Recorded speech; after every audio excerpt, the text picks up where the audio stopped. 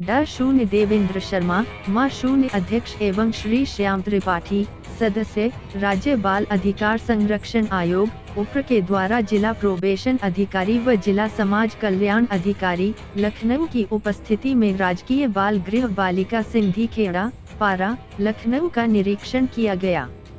निरीक्षण के समय राजकीय बाल गृह बालिका सिंधी खेड़ा पारा लखनऊ में 114 बालिकाएं व शिशु आवासित पाए गए, जिसमें से 12 बालिकाएं गर्भवती पाई गई। रसोई कक्ष का निरीक्षण किया गया। बच्चों से की गई वार्ता के दौरान कोई भी प्रतिकूल तथ्य प्रकाश में नहीं आया। कर्मचारियों की उपस्थिति पंजिका का अवलोकन किया गया।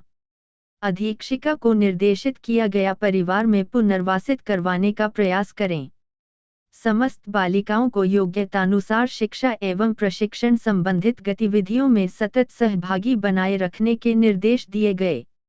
राजकीय बाल गृह बालक मोहन रोड, लखनऊ का निरीक्षण किया गया।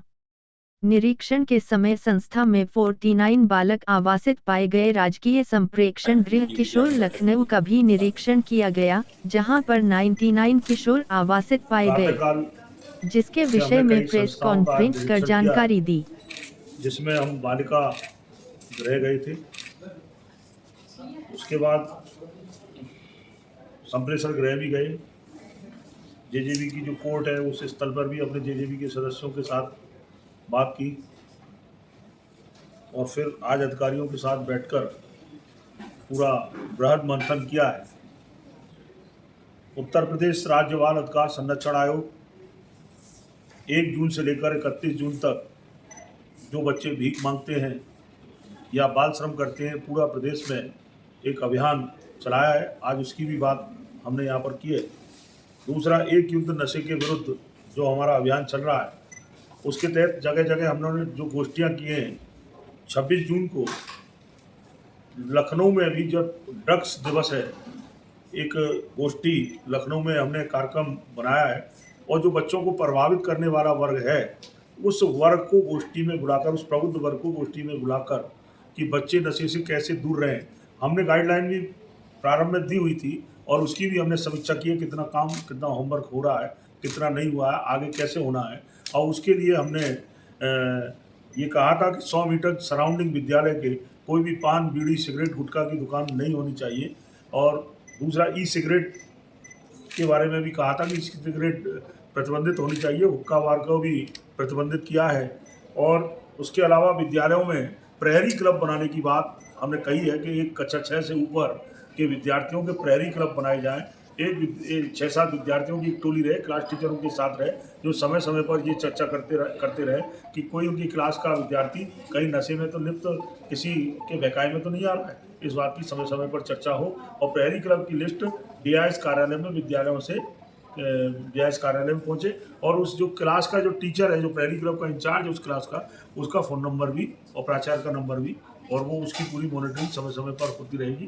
दूसरा, हमने आबकारी विभाग के पूरे प्रदेश में, आज आप देख रहे होंगे, आबकारी विभाग में नाबालिग बच्चे, जो हमारे बच्चे हैं वो शराब ना खरीदें, उसके लिए कैमरे लगाए गए हैं, स्लोगन भी लिखा हुआ है। आज उसका काम लगभग पूरा हुआ है। दूसरा, ड्रग्स की जो दुकान है, बच्चे नारकोटिक्स की दवाइयाँ ना खरीदें, उसके लिए बड़े लोग जाएँ दवाई खरीदने के लिए, कैमरे लगाने का काम भी हमने प्रारंभ कराया था, वो भी काम हमारा चल रहा है।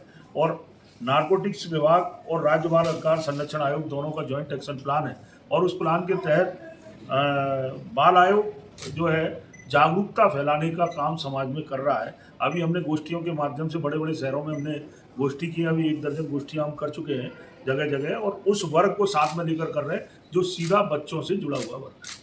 सर, आपने भीख मांगने वाले बच्चों की बात की, बड़े पैमाने पर, उनके लिए क्या प्लान है आपका, क्या करेंगे उनके लिए? उनके लिए प्लान ये है कि हम जो बच्चे भीख मांगते हैं, 2 तरह से बच्चे भीख मांगते हैं।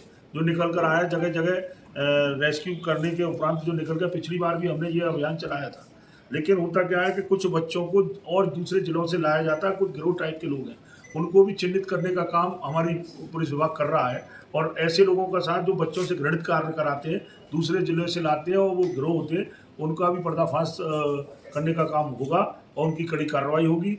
और दूसरा, कुछ परिवार के लोग ही बच्चों को प्रेरित करते हैं कि भीख मांगो, उनको भी समझाने बुझाने का काम।